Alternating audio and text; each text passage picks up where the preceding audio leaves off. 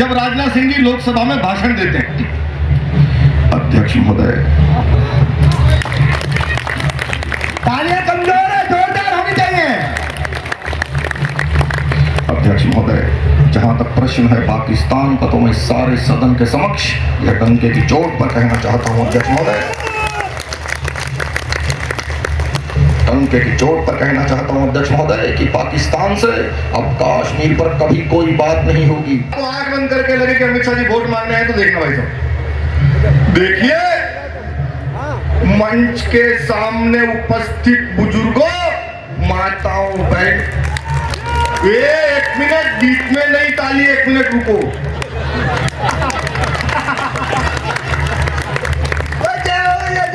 पूरी बात तो राहुल जी यहाँ पर आते इस कवि सम्मेलन में और आपको कवि सम्मेलन समझाते और आप समझ जाते तो मुझे बता देना। राहुल जी यहाँ पर आते, देखिए भैया ये जो कविता है ये क्या है मैं आपको बताता हूं। कल मैं हरियाणा गया, हरियाणा खुद गया सेल्फ। एक किसान आता है, फार्मर से सुन रहा, मोदी जी यहाँ पर आते, मैं कोशिश कर रहा हूं। भाइयों बहनों, मेरे देश में और देश की उत्तम भूमि उत्तर प्रदेश में सूरजपुर में यह बाराही मेला चल रहा है। आपको प्रणाम, राम राम। आवाज नहीं आई भाई, राम राम। हाँ ये मजा है। भाई साहब ने कहा कि दीपक की लड़ाई अंधेरे के खिलाफ है। भाई साहब आज मेरी लड़ाई सामने वाले साउंड के खिलाफ है। आज हमारे कवियों का यह अखाड़ा है, इसमें जिसने 2 बार भी ताली बजा ली समझ लो वो पास हो गया। बहुत मुश्किल होता है ऐसे माहौल में, लेकिन दीपक हूँ और सूरजपुर में आया हूँ तो थोड़ा सा सम्मान सूरज तो दीपक का करेगा। बहुत अच्छा कवि सम्मेलन चल रहा है। मैं मंच का सबसे छोटा कवि हूँ, ये सब बहुत बड़े बड़े कवि हैं, ये सब बहुत बड़े कवि हैं। मेरा कविताओं में केवल इतना योगदान है जितना हमारी क्रिकेट टीम में अनुष्का शर्मा का। भाई साहब पूरी दुनिया में टेंशन चल रही है, आप तो मौज ले रहे हो सूरजपुर के अंदर। इराक अमेरिका से लड़ रहा है, ईरान अमेरिका से लड़ रहा है, ईरान इराक से लड़ रहा है, इराक दुबई से लड़ रहा है, इजराइल उससे लड़ रहा है, रशिया उससे लड़ रहा है। पूरी दुनिया में आतंक मचा हुआ है, लेकिन हम सूरजपुर के अंदर बैठकर मेला मना रहे हैं और तालियां बजा रहे हैं, हंस रहे हैं। ये है भारत की ताकत। यानी एक बात तो साबित होती पंडित जी कि पूरी दुनिया में युद्ध चल रहा है, भारत के ऊपर कोई हमला नहीं हो रहा अभी, किसी की हिम्मत भी नहीं हमला करने की, लेकिन फिर भी भारत क्यों परेशान है? भारत बाहर से होने वाले हमलों से परेशान नहीं है, भारत अपने अंदर जो बैठे हैं उनसे परेशान है। तो मैंने, क्योंकि अमित ने जहां से छोड़ा मैं वहीं से शुरू करता हूं, फिर बहुत हंसाऊंगा आपको। अमित ने बहुत अच्छी बात की। आजकल भारत के अंदर आपने देखा होगा, फरीदाबाद में यूनिवर्सिटी थी, उसमें प्रोफेसर थे जो बम बना रहे थे, उनको पकड़ा। तब मैंने 4 पंक्ति लिखी थी, अमित की बात को आगे बढ़ाता हूं, जिनको भी समझ में आ जाए यहां से वहां तक सच कहा है। यहाँ हिंदू बैठा हो वो भी ताली बजाएगा और मेरा मुसलमान भाई बैठा होगा तो वो जरूर बजाएगा। सुनना क्या है देश के अंदर, वो पढ़ लिख कर भी केवल बम बनाना चाहता है, वो पढ़ लिख कर भी केवल बम बनाना चाहता है, जाने क्या पाना क्या कमाना चाहता है। वो पढ़ लिख कर भी केवल बम बनाना चाहता है, जाने क्या पाना क्या कमाना चाहता है। अजीब सिरफिरा है, जाहिल है, धरती को जहन्नुम बना जन्नत में जाना चाहता है। बहुत अच्छी बात की भाई ने, पाकिस्तान की बात की। भाई साहब पाकिस्तान की टेंशन हम लोग लेते नहीं, ये 2014 के बाद वाला भारत है। पाकिस्तान के लिए एक फिल्म बनी थी, एक फिल्म में डायलॉग था, दूध मांगोगे तो खीर देंगे, कश्मीर मांगोगे तो क्यों चीर रहे हो यार, इतना बढ़िया प्रोग्राम चल रहा है। वो बेचारा वैसे ही दुखी है ना, आटा गैस तो वैसे नहीं आ रही उसके पास, क्यों चीरो। ये लक्ष्मण जी बीच में जो माला लेके आते हैं ताकि इनका नाम बुलाया जाता रहे। कोई बात नहीं भाई साहब, वो फिल्म बनी थी, दूध मांगोगे तो खीर देंगे, कश्मीर मांगोगे तो चीर देंगे। मैंने उस फिल्म से अच्छा डायलॉग बनाया है। आपको लगे कि एक कवि ने उस सैकड़ों करोड़ की फिल्म से डायलॉग अच्छा बनाया है और पाकिस्तान को निपटाया भी है, तो मुझे बताना पीछे तक जिनको समझ में आ जाए। और मुझे पता है ग्रेटर नोएडा वाले इस बात को समझेंगे। सुनना भाई साहब, मैंने बनाया, दूध मांगोगे तो खीर देंगे, दूध मांगोगे तो खीर देंगे, कश्मीर मांगोगे मांगते रहो। अब मांगता रहा, हमने कौन सा देना है? ये अभी मुझे मुकेश जी कह रहे थे कुछ देशभक्ति की बात कविता बनाओ जिसमें हंसी भी आ जाए। मैंने कहा बना दी भाई साहब। लो, हमने हटा दी धारा 370, हमने हटा दी धारा 370, अब मार के दिखाओ पत्थर। एक लाइन में खत्म। हम तो लेते नहीं टेंशन भाई साहब, पूरी दुनिया में टेंशन है। मुझे मुकेश जी पीछे कह रहे थे, बोले रशिया और यूक्रेन की लड़ाई चल रही है, 4 साल हो गए। भाई रशिया हमारा दोस्त है, हम यूक्रेन का भी भला चाहते हैं, तो ऐसा क्या करें कि रशिया का भी काम हो जाए, यूक्रेन भी बच जाए। मैंने कहा भाई साहब कुछ नहीं करना, यूक्रेन को अपनी तोप के अंदर पतंजलि का शैम्पू डाल के फायर कर देना चाहिए। ये बोले उससे क्या होगा? मैंने कहा रूसी भाग जाएगी। भाई लड़ाई तो रूसी से चल रही है ना। और मैं तो देख रहा हूँ हमारी माताएं बहनें बैठी हैं, इतना खुल के हंस रही हैं। बहन जी मैं दिल्ली से आया हूँ, हमारे दिल्ली में महिलाएं खुल के हंसती नहीं है। दिल्ली में मेकअप करने वाले भी समझा के भेजते महिलाओं को, ज्यादा हंसोगे तो चेहरे के पीओपी की हमारी कोई गारंटी। भाई साहब अपनी उम्र कोई ठीक नहीं बताती। मैं तो एक बार ट्रेन में आ रहा था, बीच वाली बर्थ पे, ऊपर वाली बर्थ पे 70-80 साल की, 30-35 साल की महिला, नीचे वाली पे 70-80 साल की, बीच में मैं। ऊपर वाले ने नीचे वाली से पूछा, बोला बहन तुम्हारी उम्र कितनी होगी? 70-80 वाली बोली होगी 30-35। इतना बड़ा घोटाला चिदम्बरम ने भी नहीं किया। अब 70-80 वाले ने 30-35 साल के पूछा, बोला बहन तुम्हारी उम्र कितनी होगी? बोली होगी 18-20। मैं बर्थ से नीचे गिर गया। बोली क्या करो? मैंने कहा पैदा होने की कोशिश। भाई साहब अपनी उम्र नहीं बताती कोई ठीक। पंडित जी भाभी जी की चेक करना जाके। कईयों को तो मरने के बाद जब पुराना संदूक में पुराना सर्टिफिकेट मिलता तब पता लगता 10 साल बड़ी थी। हर कोई नहीं पता। लेकिन मैं दिल्ली से आया और मैं बताऊं, हमारा दिल्ली वालों का टेंशन कुछ नहीं बिगाड़ सकती। हमारे बिगाड़ सकते हैं कुछ भाई साहब? हमारे क्या बिगाड़ेगी? हमने टेंशन को 12 साल मुख्यमंत्री बनाए रखा। भाई साहब टाइम देखो, मुझे पता लग गया था भाजपा वाले कहां बैठे हैं। ये क्या है? ये मेरे टोटके हैं। मैं 2-3 लाइन सुनाता हूँ, मुझे पता चल जाता है भाजपा वाला कहाँ बैठा है, झाड़ू वाला कहाँ बैठा है, कांग्रेस वाला तो होता भी है तो नहीं बताता कि मैं यहाँ बैठा हूँ। उनकी ऐसी हालत होगी। भाई साहब हमारे केजरीवाल जी का तो एक ही काम था 12 साल से। वो सुबह सुबह उठते थे, नहा धोकर रोज एक ही डायलॉग बोलते थे। आपने टेलीविजन पर देखा होगा, उनका रोज एक ही डायलॉग होता था, एक बार दिल्ली पुलिस मुझे दे दो ठीक कर दूंगा इसको, एक बार दिल्ली पुलिस मुझे दे दो ठीक कर दूंगा। अच्छा दिल्ली पुलिस भी यही कह रही थी।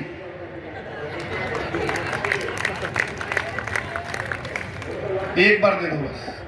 मेरे बारे में मुकेश शर्मा जी ने बताया, मैं देश के बहुत बड़े बड़े नेताओं की मिमिक्री कर लेता हूं, मां सरस्वती की कृपा है। तो मैं आपके सूरजपुर में इस मेले में पहली बार आया हूं, तो मैं चाहता हूं देश के बड़े बड़े नेताओं को आपके इस मंच पर बुलाया जाए। बुलाए क्या? पक्का सुन के बताना पड़ेगा आपको, सुन के। तालियां हमारे लिए बहुत जरूरी है। आपकी तालियां हमारे लिए वही काम करती है जो जया प्रदा के लिए अमर सिंह करते थे। तालियां बहुत जरूरी है। लक्ष्मण जी बीच बीच में आओ मत, आप लक्ष्मण रेखा मत खींचो, बैठ जाओ। ये बार बार एक बार आते हैं, शिखा जी को देख के चले जाते हैं। अच्छा आप शिखा जी को देखो फिर मुझे देखो, हालांकि आप ऐसा ही कर रहे हो। आपको बिल्कुल ऐसा लगेगा जैसे सानिया मिर्जा के बाद मलिंगा देख लिया हो। देखो मैं मलिंगा लग रहा हूँ। पीछे बैठेगा, मुझे मलिंगा सुन के पीछे बैठे अंकल वो भी ताली बजा रहे जिनकी अपनी खोपड़ी जयसूर्या के जैसी है। बुलाता हूं एक एक करके सारे ने। सबसे पहले किसको बुलाएं? सबसे पहले बुलाते हैं देश के सबसे ईमानदार नेता को। बुलाएं? कौन? केजरीवाल। अरे भाई साहब मैं देश का सबसे ईमानदार नेता कह रहा हूं, ब्रह्मांड का नहीं कह रहा। देश के सबसे ईमानदार नेता श्री लालू प्रसाद यादव। भाई साहब सबसे ईमानदार। भारत में जिसने भी हंसाया है लालू जी पे जरूर हंसाया है, यानी वो जितना हमारे काम आए उतना देश के नहीं आए। लालू जी एक बार भाषण दे रहे थे, ऐसे छोटे छोटे बच्चे बैठे थे, लालू जी ने 1 घंटे भाषण दिया, लड़के ने एक लाइन में लालू जी को निपटा दिया। अब सुन के बताना बस, आप जितना सुनोगे मैं डबल एनर्जी लगाऊंगा, मेरा वादा है। सबको बुलाऊंगा, सारे नेता आएंगे, लालू जी जैसी माइक पे आए। नरेंद्र मोदी, नरेंद्र मोदी, भाइयों बहनों अच्छा दिन। नरेंद्र मोदी कब अच्छा दिन आएगा, कब? नीचे से लड़का उठा, बोला जी 9वीं फेल आपका लड़का डिप्टी सीएम बन गया था और कितने अच्छे दिन लोगे। अच्छा एक और नेता है, अभी भी है वो, नवजोत सिंह सिद्धू। आपने सिद्धू जी का भाषण सुना है?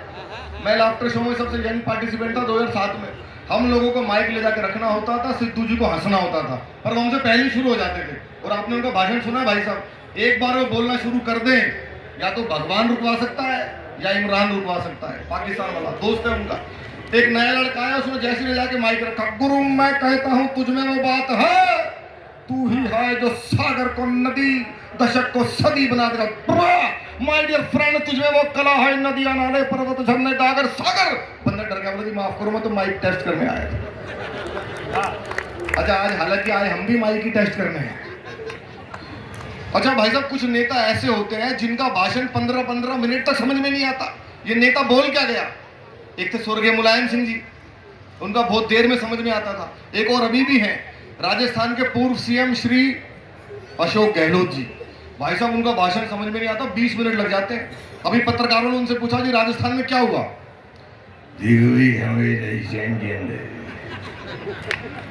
हमारी जो चली हुई जयपुर से आगे जब लखनऊ से हम बजाते हैं, जयपुर से बोल जाता है। भाई साहब कुछ समझ नहीं आया, थोड़ी टीवी की आवाज तेज की। हमारी जो चली हुई लखनऊ से चली जयपुर से आती है कि बताते राहुल जी से मिलके, सोनिया जी मिलने के बाद जो वापिस जयपुर जाते बताते जी आप तो हारोगे। अब आप समझ गए होंगे वो क्यों हारे। अब आप लोग बहुत अच्छा व्यवस्थित हो गए, मन से सुन रहे हैं, तो मैं एक दो मिमिक्री ऐसी सुनाता हूँ जो आपने शायद किसी कलाकार के मुंह से ना सुनी हो, आनंद आएगा आपको। एक ऐसी मिमिक्री है जो मैंने आज तक पे की थी तो मुझे स्टैंडिंग ओवेशन मिली आपसे थी। ये कहना चाह रहा हूँ कि इतने बड़े कवि, इतने बड़े रचनाकार हमारे बीच में हैं और सूरजपुर नोएडा की तरफ से तालियां प्यार बहुत कम आ रहा है। एक बार दोनों हाथ उठाकर जोरदार तालियां। मैंने लाखों की भीड़ में दीपक सैनी की कविताओं पर लोग कुर्सियों पे खड़े होकर ताली बजाते हैं। आपकी प्रतिक्रिया आप तक है जी। एक दो मिमिक्री सुनाता हूँ, आपने नहीं सुनी होगी शायद किसी कलाकार से, मैंने आज तक पे की थी तो मुझे स्टैंडिंग ओवेशन मिली थी। भारत के रक्षा मंत्री राजनाथ सिंह जी की आवाज। आपको लगे कि आपके इस मेले में भारत के रक्षा मंत्री राजनाथ सिंह जी आ गए हैं, तो यहां से वहां तक जिनको समझ में आए मुझे तालियों से आशीर्वाद दें। देखना भाई साहब, जब राजनाथ सिंह जी लोकसभा में भाषण देते हैं, अध्यक्ष महोदय, तालियां कमजोर है, जोरदार होनी चाहिए। अध्यक्ष महोदय, जहां तक प्रश्न है पाकिस्तान का, तो मैं सारे सदन के समक्ष यह डंके की चोट पर कहना चाहता हूं अध्यक्ष महोदय,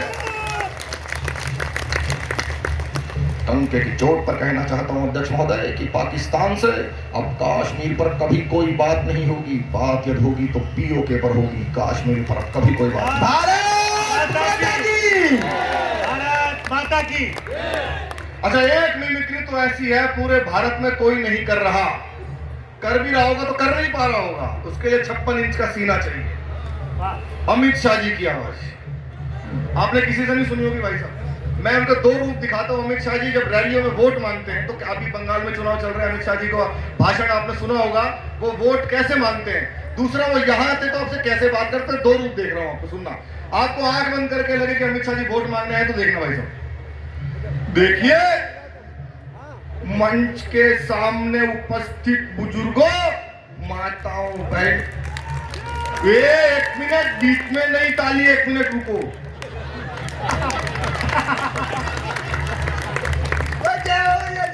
पूरी बात को सुनो दादा, बीच में नहीं, एक मिनट। बुजुर्गों, माताओं, बहनों और मेरे जिगर के टुकड़े जैसे युवाओं, मैं आपको बहुत शुभकामनाएं देता हूं। ये राहुल बाबा कहते हैं इनको विकास दिखाई नहीं देता। राहुल बाबा आपको कभी विकास दिखाई नहीं देगा, आपकी आंखों पर तो इटालियन चश्मा चढ़ा हुआ है।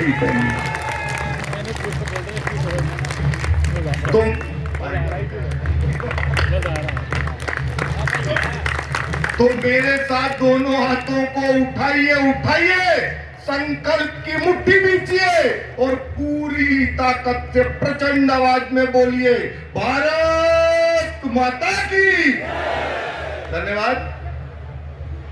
अमित शाह जी यहाँ आते आपके इस मेले में तो देखो भाई, ग्रेटर नोएडा वालों, सूरजपुर वालों, बड़ाई मेले में आए हुए सभी लोगों को मैं हार्दिक शुभकामनाएं देता हूँ, शुभकामनाएं। और इतना ही कहना चाहता हूँ सूरजपुर वालों, जितने भी लोग यहाँ पर हैं और ताली नहीं बजाएंगे उसको हम देखेंगे। अच्छा, जैसे हमारे सनातन में कोई यज्ञ होता है, अनुष्ठान होता है, उसमें जब तक पूर्ण आहुति ना डले तो अनुष्ठान संपन्न नहीं होता। ऐसी नेताओं की मिमिक्री का ये अनुष्ठान ये मैं बचपन से कर रहा हूँ। इसमें जब तक उनकी मिमिक्री ना करो तो ये अनुष्ठान पूरा नहीं होगा। देश के बहुत बड़े नेता, युवा दिलों की धड़कन, यूथ आइकॉन, हमारे बड़े भाई श्री राहुल गांधी जी। भाई साहब ऐसे हंसोगे नहीं आप, कॉमेडी में मेरे सीनियर है वो। हाँ है भाई साहब, मैं 12 देशों में गया हूँ। वो हर महीने किसी ना किसी देश में जाते हैं और मुझसे अच्छा परफॉर्म करके आते हैं। तो राहुल जी यहाँ पर आते इस कवि सम्मेलन में और आपको कवि सम्मेलन समझाते और आप समझ जाते तो मुझे बता देना। राहुल जी यहाँ पर आते, देखिए भैया ये जो कविता है ये क्या है मैं आपको बताता हूं। कल मैं हरियाणा गया, हरियाणा खुद गया सेल्फ। एक किसान आता है, फार्मर, मुझसे कहता है राहुल जी ये क्या हुआ। मैंने पूछा हुआ, बोला बारिश आई और मेरी फसल नष्ट हो गई। बारिश आई फसल गई। मैंने उससे पूछा खुले में क्यों बोते हो। वो समझ गया भैया। मुझसे कहता है, सम्मान से कहता है, इज्जत से कहता है भाई साहब आप जाइए। ये है कविता, खत्म। Tata bye bye. अब आएगा मजा। ये मजा सबको दूंगा भैया जलेबी की फैक्ट्री में। बहुत सारी मिमिक्री में एक आवाज है जो इन दिनों पूरी दुनिया में गूंज रही है। जो पसंद करता है वो भी सुनता है, जो नहीं करता वो 2 बार सुनता है। हमारे प्रधानमंत्री श्री नरेंद्र मोदी जी की आवाज सब सुनते हैं भाई साहब। मैं चाइना गया था पिछले दिनों, चाइना वालों को अंग्रेजी नहीं आती, हिंदी भी नहीं आती। हालांकि उनसे सीखना चाहिए कि उनको अपनी भाषा आती है। भाई साहब अजीब ही लोग हैं। मुझे पानी मांगना था, हिंदी में पानी मांगा तो हिंदी आती नहीं बेचारों को। इंग्लिश में मांगा, इंग्लिश में भी नहीं लाई। लड़की पानी लेके खड़ी हुई थी, लाई नहीं हो। मैंने इशारा किया, इशारे से भी नहीं आई। मैंने कहा हमारे हरियाणा, पंजाब, इधर आजा ग्रेटर नोएडा में, आधा किलोमीटर दूर से एक्सप्रेशन देख के बता देंगे माचिस मांगने आ रहा है। उनको पता ही नहीं बेचारों को। उनको हिंदी इंग्लिश कुछ नहीं आता। पर जब मैंने मिमिक्री शुरू की तो मैंने देखा भाइयों बहनों वो भी समझते हैं। तो मोदी जी यहाँ पर आते तो मैं कोशिश कर रहा हूँ भैया माइक छेड़ना मत। बहुत अच्छा माइक हो गया आपका। कई बार क्या होता है माइक वाला छेड़ देता है तो मोदी जी की निकालो, देवगौड़ा की निकल जाती है। लेकिन अच्छे मन से सुन रहा है। मोदी जी यहाँ पर आते मैं कोशिश कर रहा हूँ।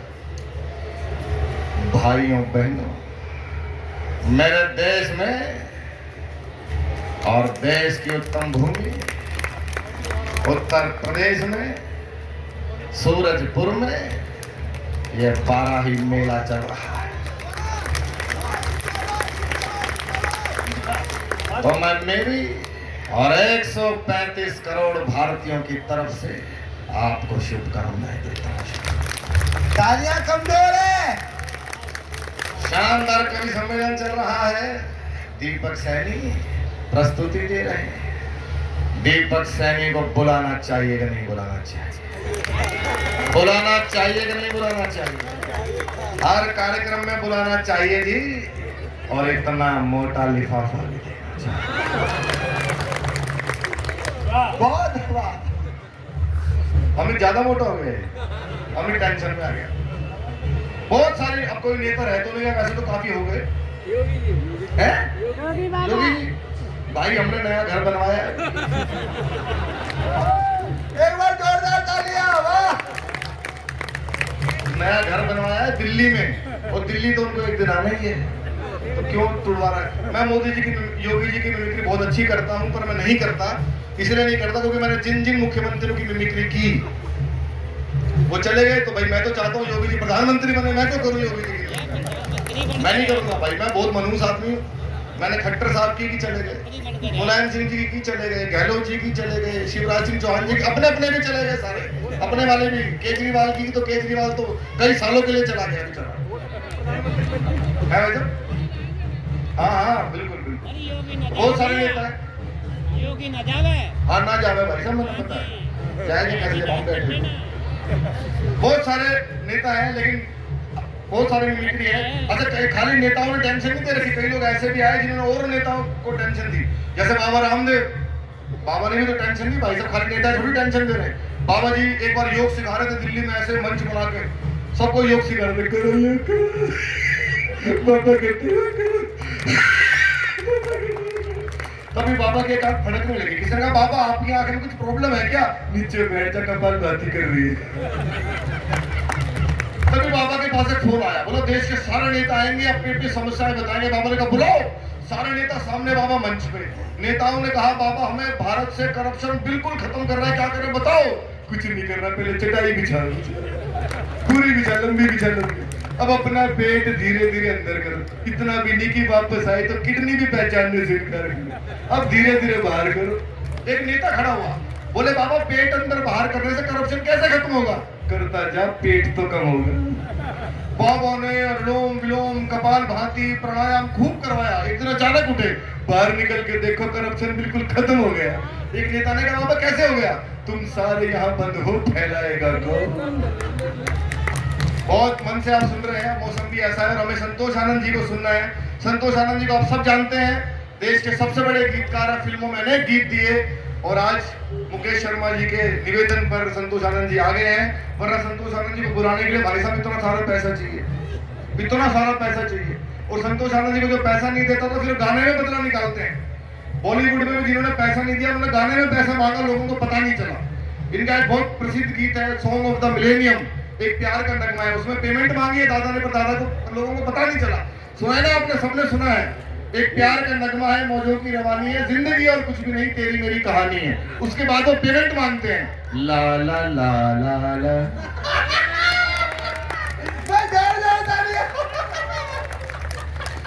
नहीं, हर गाने में मांगी है, कोई गाना नहीं है जिसमें दादा ने पेमेंट ना मांगी हो। इनका एक गाना बहुत पॉपुलर हुआ, पूर्वा सुहानी आई है, उसमें देखो मौसम का मुसाफिर खड़ा रास्ते में, उसके हाथों सब कुछ बिका सस्ते में, ला ला ला ला ला ला ला, बीच बीच में पेमेंट मांगते हैं। तो आइए मैं एक अंतिम मिमिक्री सुनाकर, क्योंकि बारिश का भी मौसम हो रहा है और संतोष आनंद जी को सुने बिना जाएंगे। तो हालांकि मुझे पता है कि आप संतोष आनंद जी को बारिश में भी सुनेंगे, क्योंकि आप यकीन मानना इस देश के अंदर एक लता मंगेशकर, एक अमिताभ बच्चन, एक सचिन तेंदुलकर है, तो मंचों के पास भी केवल एक ही संतोष आनंद है, एक संतोष आनंद है। तो मैं एक अंतिम मिमिक्री सुनाकर अपना स्थान लूंगा, फिर कभी आएंगे तो बहुत सारी चीजें हैं। एक और बाबा है जो हमारे देश में इन दिनों बहुत पॉपुलर हो गए, उनकी मिमिक्री आपने किसी से नहीं सुनी होगी। बाबा कौन से बाबा? बाबा बागेश्वर वाले पंडित धीरेन्द्र शास्त्री जी। भाई साहब हम तो सनातनी है, हमें बाबा का पूरा सपोर्ट है, लेकिन मिमिक्री तो होगी। बाबा जी बड़े खतरनाक है भाई साहब, पर्चा बना देते हैं पहले ही, कौन है, कहां से आया है, कब भरेगा, कब मरेगा, सब लिख देते हैं। अब मैंने सपने में देखा बाबा जी की कथा चल रही थी और उसमें पहुंच गए दिल्ली के पूर्व मुख्यमंत्री श्री अरविंद केजरीवाल जी, और बाबा ने केजरीवाल जी का पर्चा बनाया। भाई नेता हारने के बाद तो बाबा के पास ही जाएगा। आप बोले बाबा जी ने सही पर्चा बनाया तो यहाँ से वहां तक मुझे बताना। बुलाओ बहन जी बाबा बागेश्वर जी को, महिलाएं तो बहुत उनकी प्रशंसक है। सुनना, बाबा जी की कथा शुरू हुई। जय श्री राम। इस पंडाल के अंदर हमको एक आदमी दिखाई दे रहा है जो नीली और ढीली शर्ट पहनकर बैठा हुआ है, वो आ जाए, उनकी अर्जी स्वीकार की जाए। सामने आ गए। बाबा जी नमस्कार, मैं दिल्ली का सीएम था। क्या सवाल मन में लेकर के आए हो? बाबा ने पर्चा बना रखा तुम्हारा, पहले ही बताओ कौन सा पर्चा खोले। बाबा जी मैं दिल्ली का सीएम था, एलजी मेरी बात नहीं मानता था, मोदी मुझे 26 जनवरी पे टैंक भी नहीं चलाने देता था। बाबा जी मैं दोबारा सीएम बनना चाहता हूँ। बाबा ने पर्चा बना रखो, सारा पर्चा खोलेंगे तुम्हारा नक्कटा। अब बाबा जी ने पर्चा खोला, देखना देखो पर्चा में बाबा ने पहले ही लिख रखी, अपने बच्चों की झूठी कसम खाएंगे। तालियां हो जाए एक बार जोरदार। अपने गुरु को लात मार के सीएम बनेंगे नंबर 1। एक बड़ा बंगला बनवाएंगे जिसमें करोड़ों करोड़ों करोड़ों रुपए के पर्दे, तुम्हारी ठटरी बार दे बाबा। बाबा जी मैं दोबारा सीएम बनना चाहता हूँ। सबसे पहले हिंदू राष्ट्र की मांग करो पंजाब के अंदर, और एक मंत्र बाबा दे रहे उसका जाप करो, शायद कृपा हो जाए। आपको लगे कि इस मंत्र से शायद कृपा हो सकती है तो मुझे अंतिम बात पर विदा देना। बाबा जी कौन सा मंत्र है? एक मंत्र बाबा दे रहे उसका जाप करो। बाबा जी कौन सा मंत्र है? हर हर मोदी घर घर मोदी।